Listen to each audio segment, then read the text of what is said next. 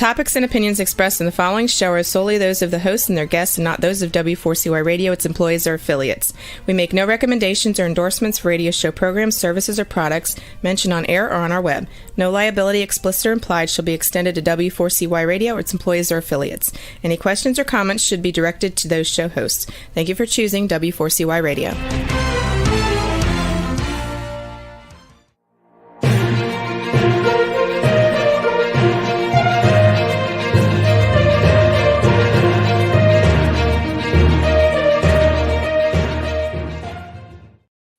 Well, good afternoon. Welcome to the Bill Martinez Show. We've got something real special. I always appreciate whenever we get a chance to get the whole truth and nothing but from somebody who is in the room and is on the front lines, especially when it has to do with the bureaucracy and what's going on in Washington, D.C. Congressman Kevin Kiley was part of the incoming freshman members of Congress that would give the majority to Republicans. We've heard a lot about the investigations into the alleged Biden pay to play, a two-tiered justice system, a compromised FBI, but there's more that we, the people, are not hearing about, but we should be aware. The congressman reviews what has been accomplished in these initial months of this Congress and what he sees next. Welcome, U.S. Congressman Kevin Kiley. Kevin, welcome to the show. Good to have you with us. Thanks very much, Bill. It's great to be with you. Kevin, I am so grateful to you because you have been accessible back in the days when you were representing the state of California in the assembly and even during your campaign.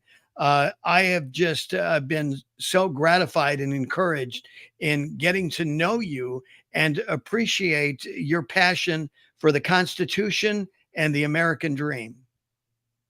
Well, thank you. Very kind to you. And I've appreciated the opportunity to join you and have these discussions about how we can restore some sanity to our country. Well, Kevin, people are confused because they're hearing the narrative that comes from a mainstream media, from the left. It just seems like there's a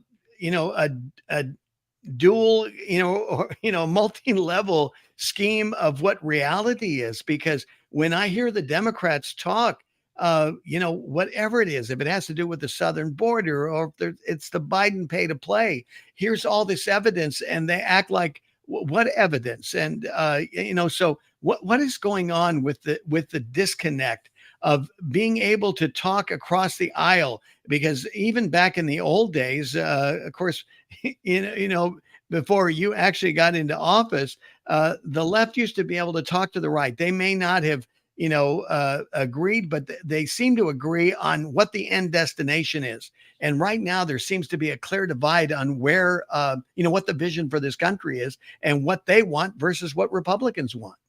Mm-hmm. Well, I think that, yes, there's a lot of truth in that, in the sense that the narrative seems to matter more than the facts in a lot of cases.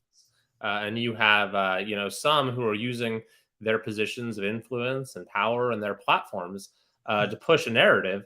And the narrative is predetermined. It is, and then whatever facts there may or may not be are simply used in service of it.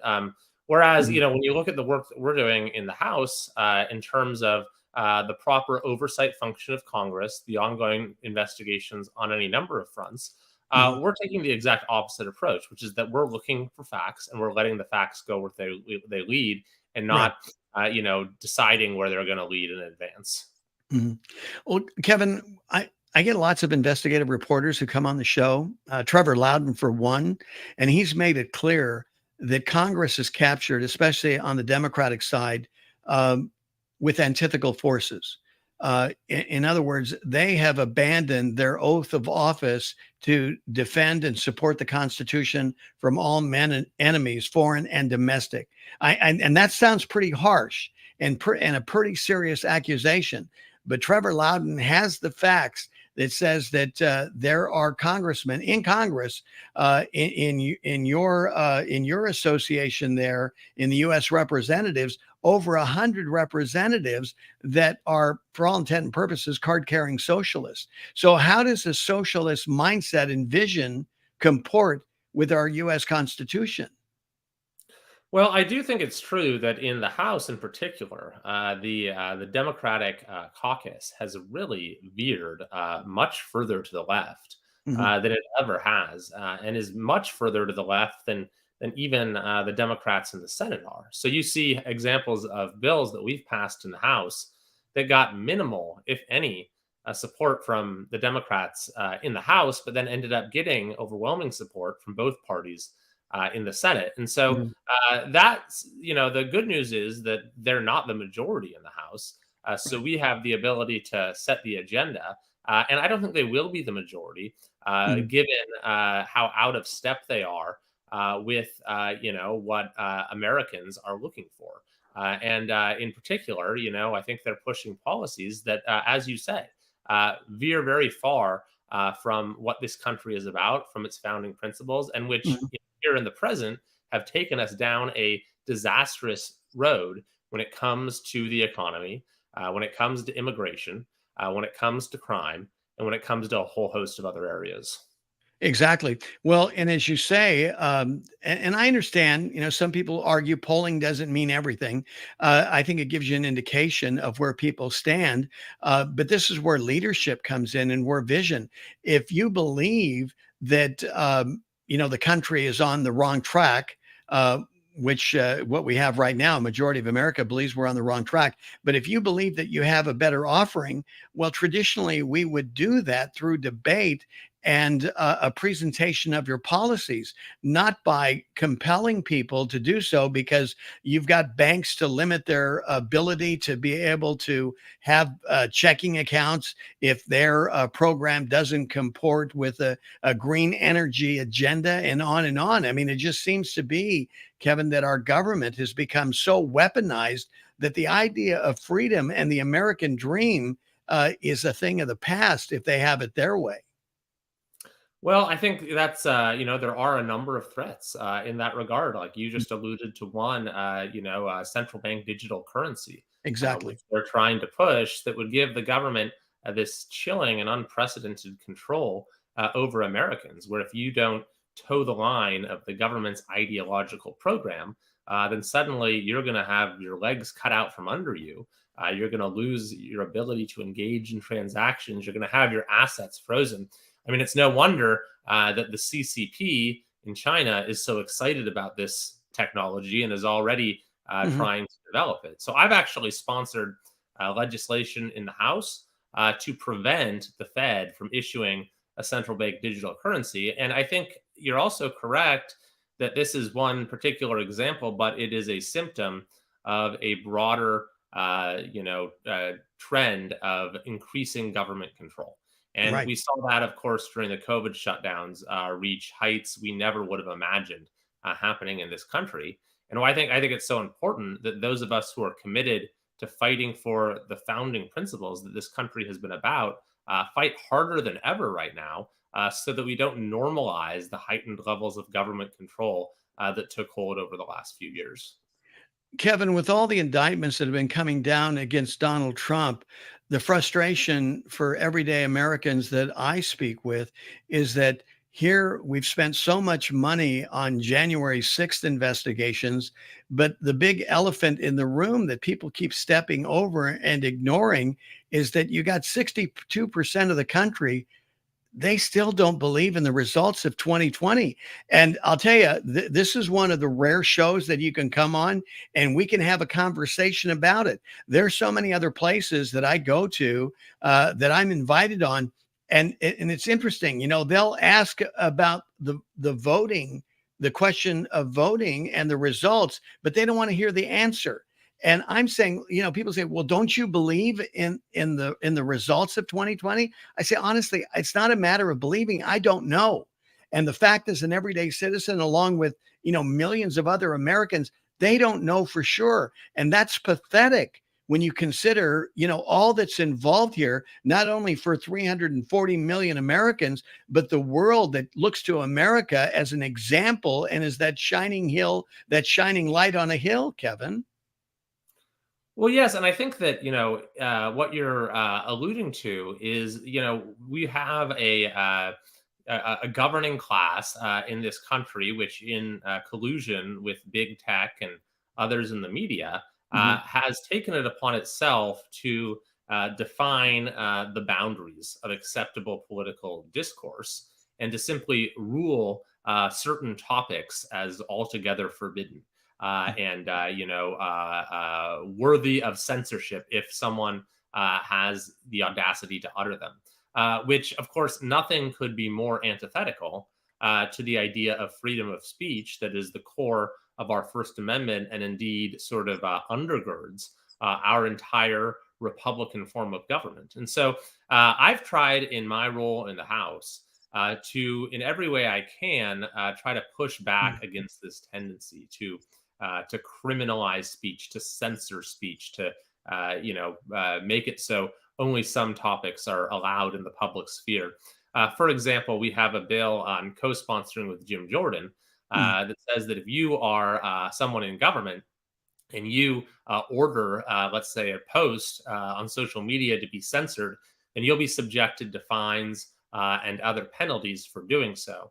Because, of course, we've seen many, many examples of this now. Yeah, without a doubt. We're talking with Kevin Kiley, a U.S. Congressman from California's 3rd District. And we're talking about, this current session. We're on break right now, getting ready to come back. And boy, the agenda is, that you're looking at has a lot of expectation. And I believe, Kevin, it has hope. And it has hope because you and I and others believe in the American people. And we're trusting in our elected officials, no matter how compromised maybe some have been. And I praise you for your courage, because this is not necessarily an easy battle, even with what do you got, a 5-seat majority in the House right now, right? That's right. It's a very slender majority. And of course, the House is the only chamber where we have the majority.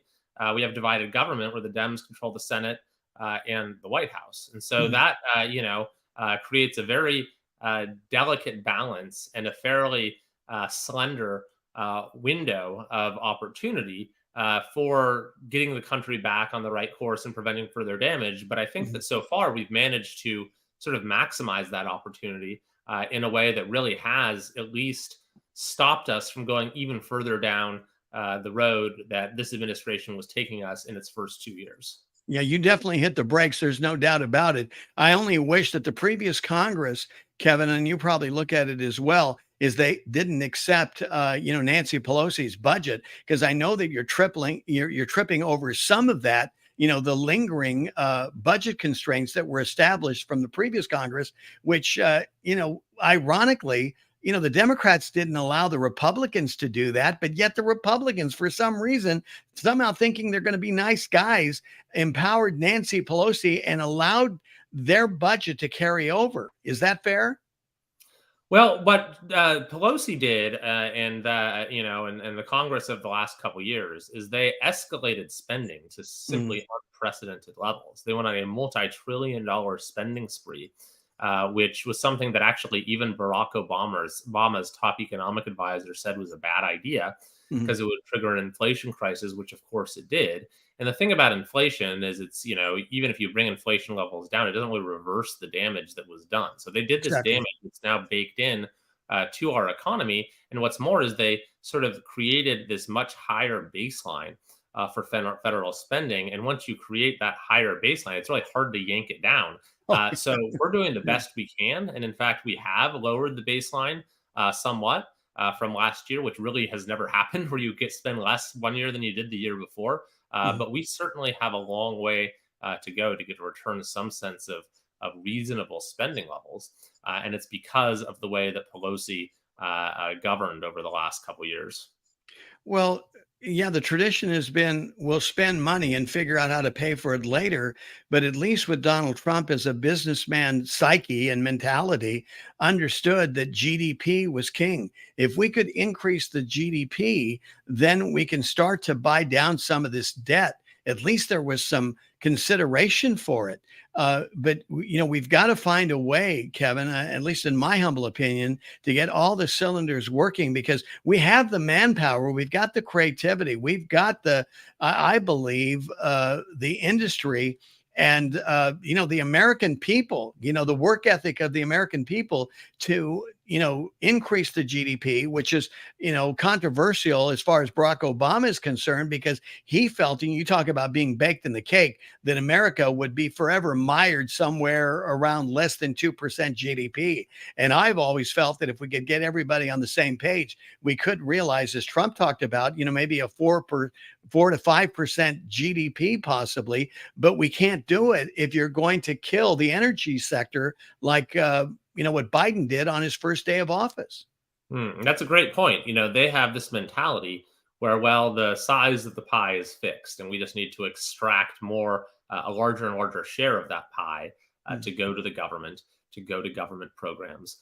Whereas, we have a much different view, which is that if you can have sound economic policies that encourage growth, that empower business creation, that encourage work, then the entire size of the pie grows.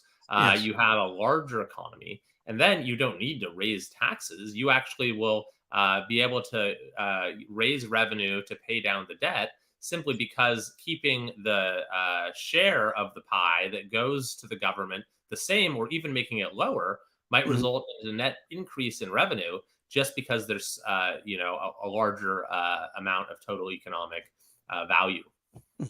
In a way, Kevin, and I've said this, with my father growing up, we've had these discussions while he was alive, and that is that, maybe we needed to call a pause or a timeout on the government, almost like a Chapter 11, reorganization, to where all the sacred cows are looked at and we really bring these things into order, that all our departments are held into account. You don't have something like, the military spending, the amount of money they're spending without any accountability.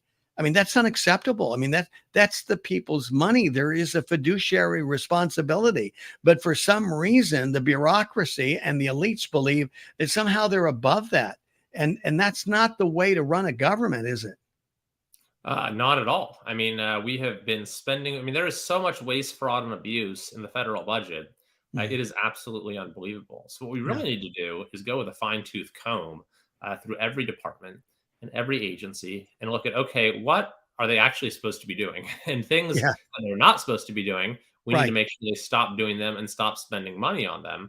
And, we need to look at the abundant levels of waste that exist even within authorized programs. And so, if we were to actually undertake that task in a serious way, we could save an incredible amount of money.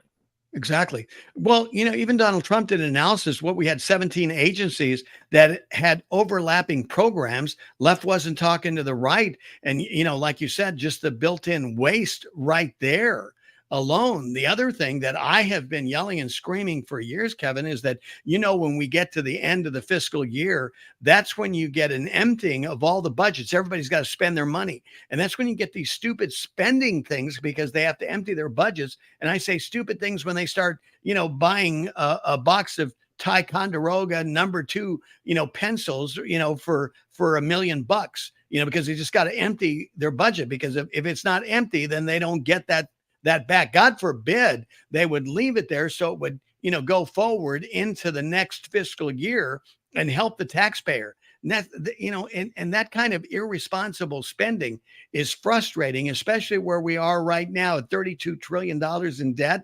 And our interest payment alone is approximating our military budget. That's crazy.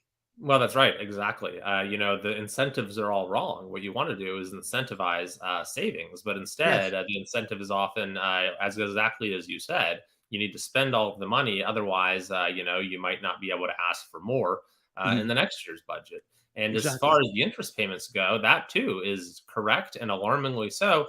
Within the next decade, we're going to reach a point where we're spending $1 trillion each year just on interest payments servicing the national debt. That is a staggering sum. Well, That's that's money that's unbelievable. not going. Pick whatever spending that you think is Mhm. most important, whether you think it's social welfare spending, whether you think it's military spending, whether you think whatever it is, that's money that's not going to that. Rather, Exactly. it's simply going to servicing our debt. And of course, that number will continue to grow the more we continue to spend. And God forbid we hit a bump in interest rate and all of a sudden that, that spikes up. Now, what are we looking at, Kevin? Well, of course, yeah, exactly. And Mhm. so we make ourselves very vulnerable to those sort of forces. Well, we're talking with U.S. Congressman from California's 3rd District, Kevin Kiley. Kevin, let's look back in the first session. I mean, in a lot of ways, I mean, I appreciate that this Congress has really taken up, this session very seriously and has moved quickly. There is a sense of urgency, and I am grateful for that. What is your read and how you would evaluate, so to speak, the state of the union, if I might put it in those terms, of this Congress that you're part of this freshman class?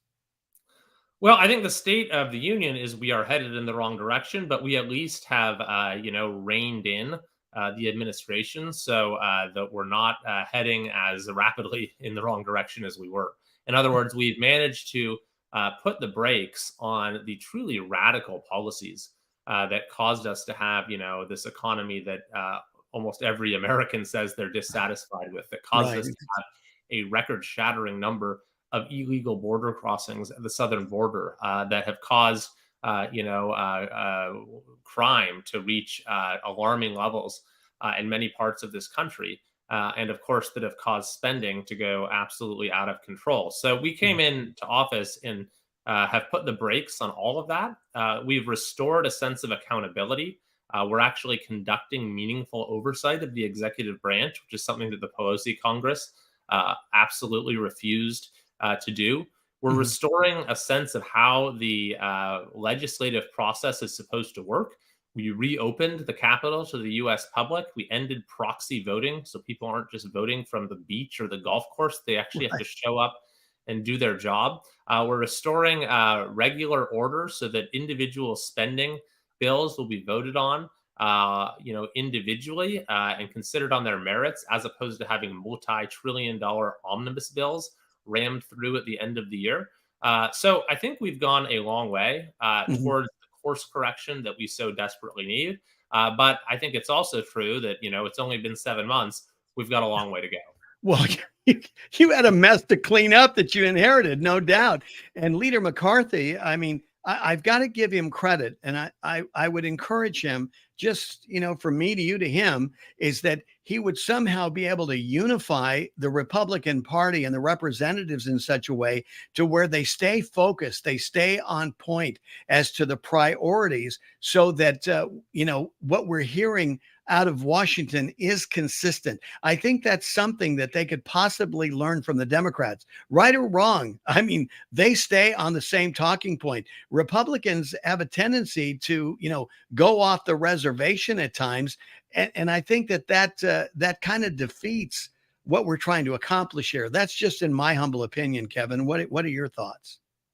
Well, I think that it is important that we really stick together when it comes to the important things of Mhm. making sure that the Biden administration does not continue to lead the country in the wrong direction. And we have such a small majority in the House that it makes that sort of cohesion that much more important. So, of course, different members are going to have different priorities. No one should ever feel tethered to do Mhm. what the party is doing just for the sake of doing so. Everyone has a responsibility to their constituents. But I Exactly. think that we are realizing that, we are able to fulfill that responsibility to our constituents best if we find the common ground that is necessary to put meaningful constraints on the agenda that this president has been pushing forward. And I think that that level of cohesion has enabled us to Mhm. do more than many expected, given the dynamics that exist right now in Washington. Yeah, without a doubt. You mentioned earlier the southern border. This is amazing that the amount of people coming through our border illegally, and Biden's policies not really doing anything, to protect the national security. We've got, with this new movie, The Sound of Freedom, really bringing to light human trafficking. And sometimes people say, oh, human trafficking, it's adults. No, we're talking children, talking 7, 8-year-olds that are coming across the border that are controlled by the cartel. That's just one element. And, and then you've got, the thousands of American citizens who are dying because of fentanyl and the illegal drug trafficking that's coming through this portal. And lest we forget also, this is all part of the supply chain that is controlled by the cartels that no longer are operating just south of the border. They're well into the interior of our country, Kevin. Yes, of course. And it is, directly connected to the crisis that we have in this country right now with fentanyl that is taking lives in numbers we have never seen. It is directly connected to the horrors of human trafficking, like you mentioned. It's posing national security risks. It's overwhelming social services. And it is all because of the complete 180 that this administration did immediately upon taking office, where they reversed the common sense policies that were working. They stopped building physical barriers. They ended the Remain in Mexico policy. They took resources away from our border patrol. They basically have turned the asylum process into a de facto amnesty program.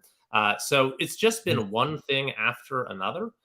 And the results speak for themselves. It is, 2021 broke previous records for illegal border crossings, and then 2022 broke those records. Exactly. Well, it's no wonder Hispanic communities and the Hispanic numbers that, some would say traditionally voted Democrat are moving. They're not walking. They're running away from the Democratic Party because, these illegals that come into the country, common sense tells you birds of a feather flock together. They're not going to the Hamptons. They're going where Hispanic communities have been thriving and done well. And now they're up in arms because what they're dealing with is MS-13 gangs. They're dealing with an increase in crime. Their children are being captured into sex trafficking. The pain that's coming out of these minority communities is unconscionable, Kevin. It is beyond disgusting. It really is criminal. That's right. Absolutely. And this is all done and by Mayorkas. It's no wonder the American people, you're hearing this, Kevin, they want Mayorkas impeached because they see him as the one who is, of course, he's carrying the water for the Biden administration and others. But, he just seems to be so conveniently ignorant about the simple operations of how the cartels, he doesn't even know about the wristbands and how they discern, for the cartels, how each of these, modern slaves are coming into the country and what jobs they have been assigned to, right? Well, the level of, the lack of responsibility that he is willing to accept for what has happened has really been stunning to me. He testified before the Judiciary Committee that he doesn't think that the administration's policies have anything to do with the crisis that we're seeing at the border. So it really begs the question, okay, then what exactly did cause it if it's not the change in policies that immediately led to record-shattering numbers of illegal crossings? Why can't they be honest and just say, this is what we want? I've heard this narrative. Oh, they're letting them in for, future Democratic voters. Maybe that's part of it, but I think there's got to be more to it than that, Kevin. This is totally nefarious. This absolutely erodes the foundational principles of, what this country stood on and what it's all about. Absolutely. Absolutely. Is it that diabolical that they just want to bring down this country? Well, I don't know what their motivations are, but what I do know is that they're unwilling to be direct and unwilling to accept responsibility. And I think they've realized that this is a huge liability, that their Americans overwhelmingly disapprove of the president's border policy and the terrible consequences that it has unleashed on our country. And yet they've been unwilling so far to take any meaningful measures to reverse course. Yeah. Well, Kevin, you definitely have made an impact on this, freshman class, how you've come onto Congress. What are you on, 5 or 6 committee? I mean, you're an attorney. I mean, you have a lot of passion for education. We're going to talk about education in a moment. Your position on the Judiciary Committee and others.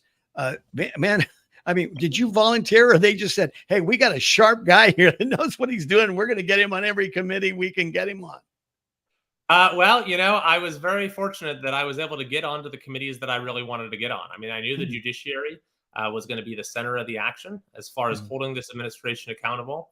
And then as a former high school teacher and someone that was very involved in trying to fix our school system in California, education was really where I thought I could have a large impact as well. So those were the committees that I really wanted to be on, and I was fortunate to have the chance to serve on them. Well, update us on education. We got a new school year just around the corner.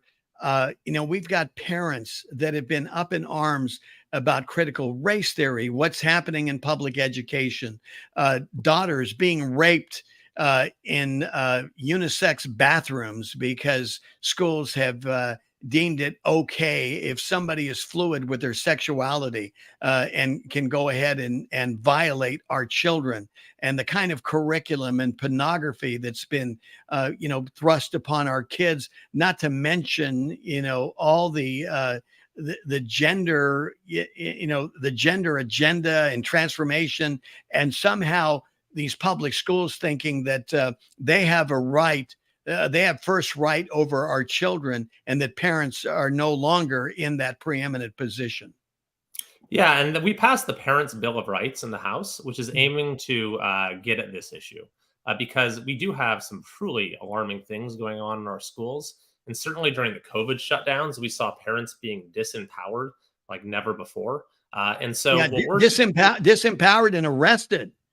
Yeah, so what we're seeking to do is to change the paradigm of public education towards one that is parent-directed and student-centered, because we have gotten so far from that, and I think that the movement of parents that is building across this country is becoming a very powerful political force that is making its voice felt at the local level and at all levels. And I think that, frankly, on the other side, they're starting to realize that they have alienated American parents. And so I do hope that we'll have an opportunity to at least restore some sanity. And I think that the Parents' Bill of Rights was a good start.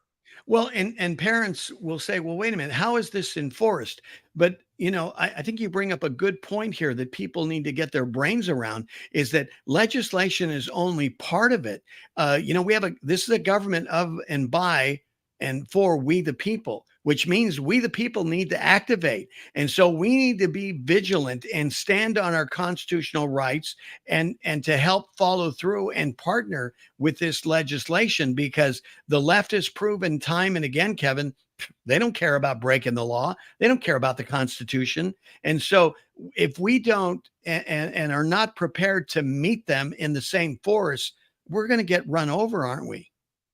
Well, we certainly need to fight for the principles that have made this country what it is, because there are some in this country in positions of power that are trying to move us away from those principles. And so I do want to thank you for having me on again, Bill. It's really great to have the chance to talk with you. And I know that you're doing a lot to get the word out about what's been going on and what, patriotic Americans throughout the country can do to fight back. And I think that this is an incredibly important moment for our country. And I think that everywhere I go, it's really encouraging that I see that people understand that, and more people are getting involved at the local level, doing everything that they can to get out the word and to fight back and to fight for our country.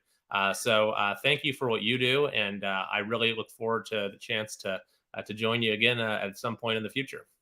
Well, we want to keep the lines of communication open, because this is critical, Kevin. Our audience, the American people, need to hear from somebody who's in the arena, somebody who's there. And you have fought, undyingly for constitutional principles, being an attorney, being a conservative, interested in families and education and all these issues.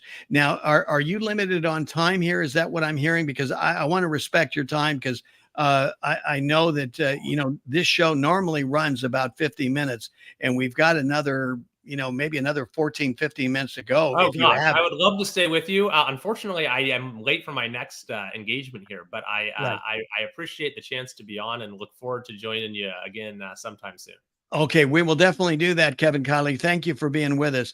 He's the freshman U.S. congressman from California's 3rd district, talking about, what's going on in Congress and updating us. That is just been so critical. And to get it from him and have an inside look into what's happening at the Beltway and understand that he's fighting for us. So whatever you can do to drop him a line or call his office and just give him, hey, way to go, Kevin, thanks for fighting for us, will go a long way, because you can only imagine the situation that he's in, and where we are in the government. I mean, we see it here just in our everyday lives. I mean, at the grocery store, trying to have a conversation with somebody.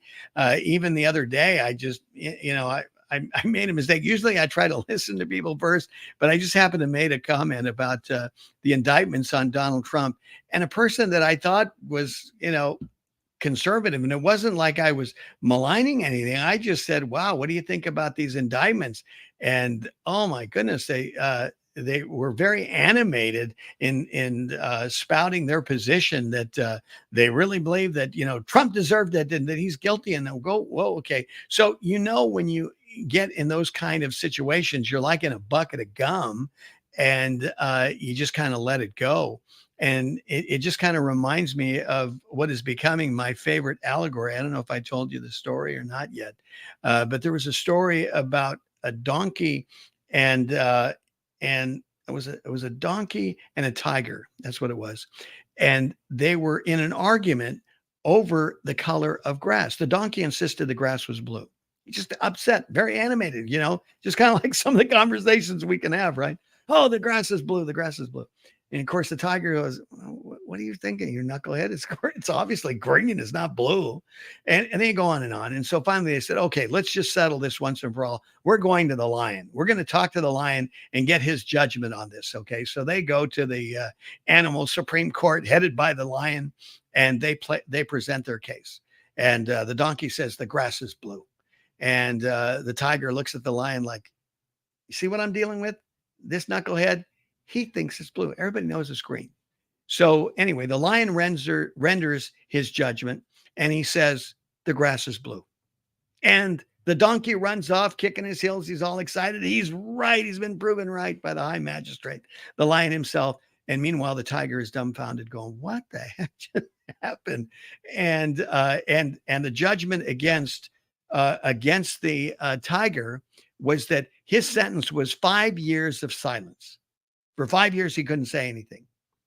And he's going, wait a minute. This knucklehead is telling a lie that it's blue. It's really green. We all know it's green. And I get sentenced? What's wrong with this picture? So he says to the lion, he goes, wait a minute. You know the grass is green. Everybody knows this guy thinks it's blue.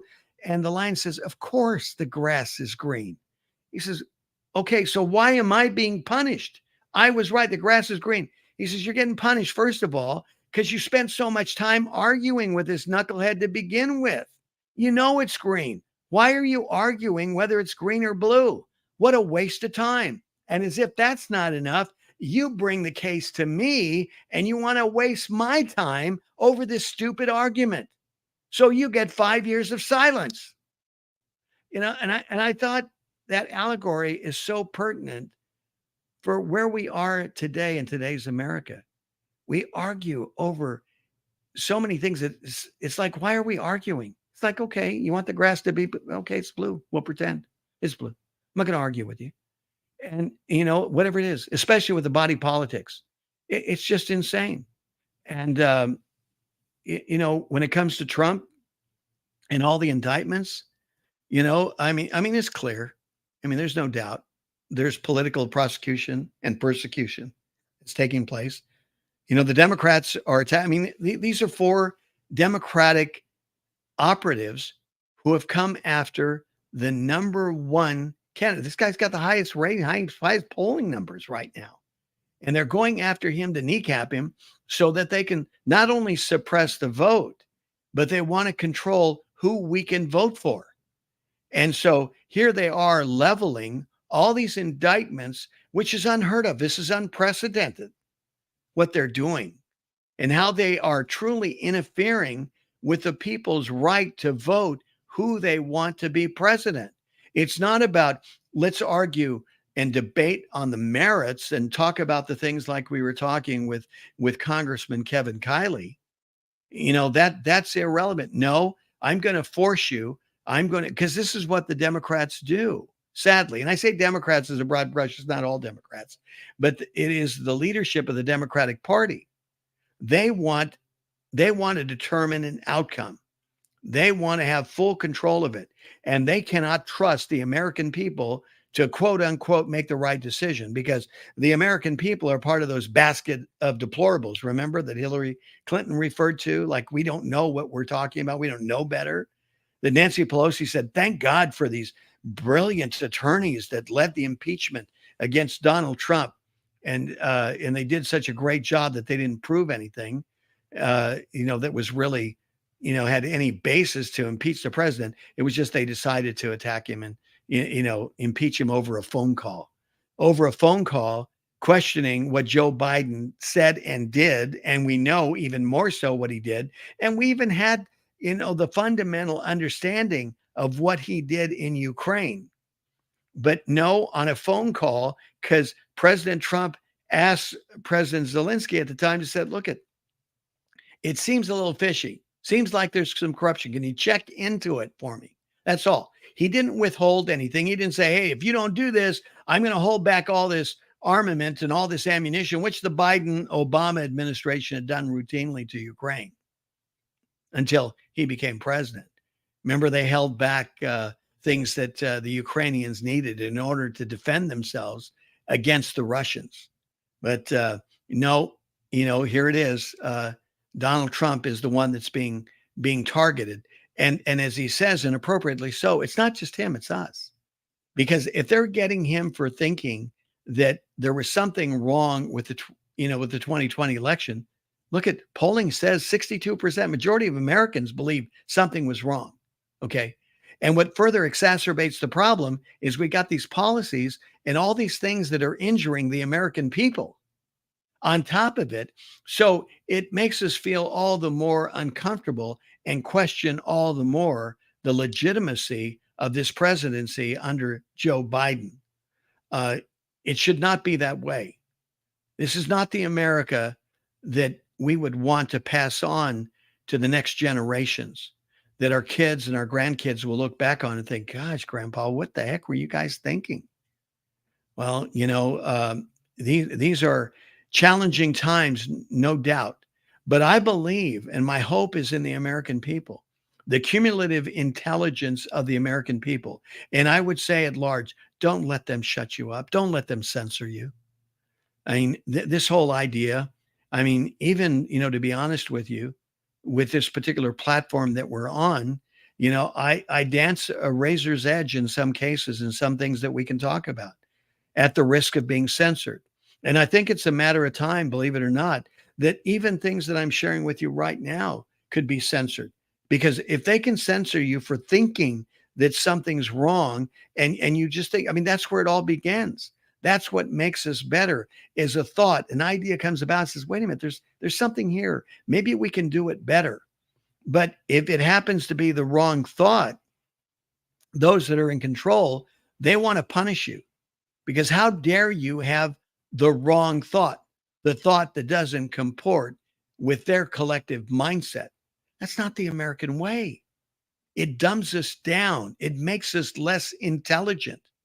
And what we are about in this TV show, and even in the daily radio show that I do, that airs 9 to noon Eastern, it's about enlarging your capacity for knowledge. And what I'm sharing with you, I say, please don't take at wholesale value. Don't say, well, because Bill Martinez said it, I need to believe. Really, don't do that. You're smarter than that. Check it out for yourself. Own your own knowledge, okay? Even what Kevin shared with you. Be challenged by that. Check it out to see, okay, is this credible? Is it something that needs to be discussed? Whether we're talking about the southern border, what's happening in human trafficking. I mean, here it is, this country that's been battling against slavery all these years. We're creating a new form of slavery. I mean, this is unbelievable to me. I don't know.